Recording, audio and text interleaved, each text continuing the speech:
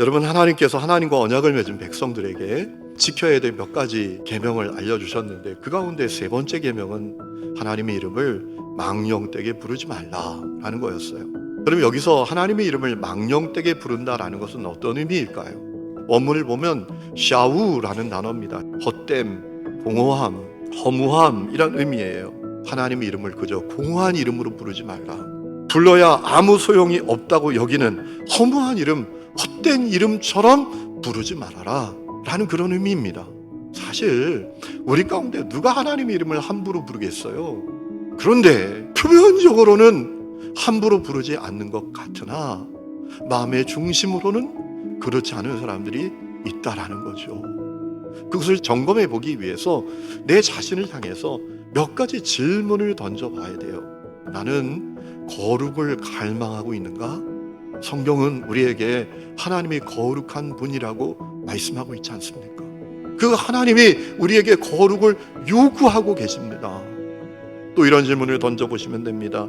나는 이중적이지 않고 항상 정직하고자 애쓰는가? 내가 부르는 하나님이 신실하신 하나님이심을 믿는다면 신실하게 살아가려고, 진실하게 행하려고 애쓰지 않겠습니까? 또 이런 질문을 던져봐야 돼요. 나는 그럼에도 불구하고 희망을 노래하나? 하나님 살아계시고 전능하신데 절망적인 상황 속에서도, 불가능한 문제 가운데에서도 희망을 노래하지 않겠습니까? 또 이런 질문을 던져보셔야 합니다.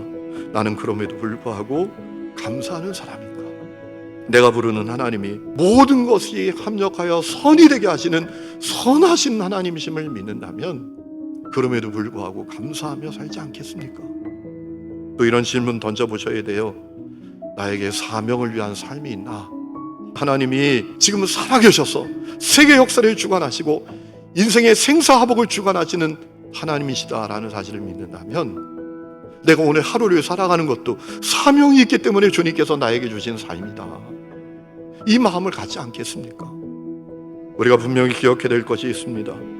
하나님께서 하나님의 이름을 망령되게 부르지 말라라고 하신 것은 하나님이 높임 받으시고 그분의 이름이 스스로 명예롭게 되기를 원하시기 때문에 그렇게 말씀하신 게 아니에요. 우리 자신들을 위해서예요.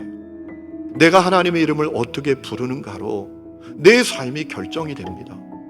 하나님의 이름을 그저 관념교리 지식덩어리 같은 허무하고 공허한 이름으로 부르는 사람과 위대하신 분으로 부르는 사람의 삶은 완전히 달라요. 성도 여러분, 우리가 다시 사는 길은 하나님의 이름을 망령되게 부르지 않는 거예요. 그것만이 우리가 다시 사는 길이고 우리 가정이 다시 사는 길인 줄로 믿습니다. 오늘 그 은혜가 여러분 가정에 있기를 주의 이름으로 축원합니다.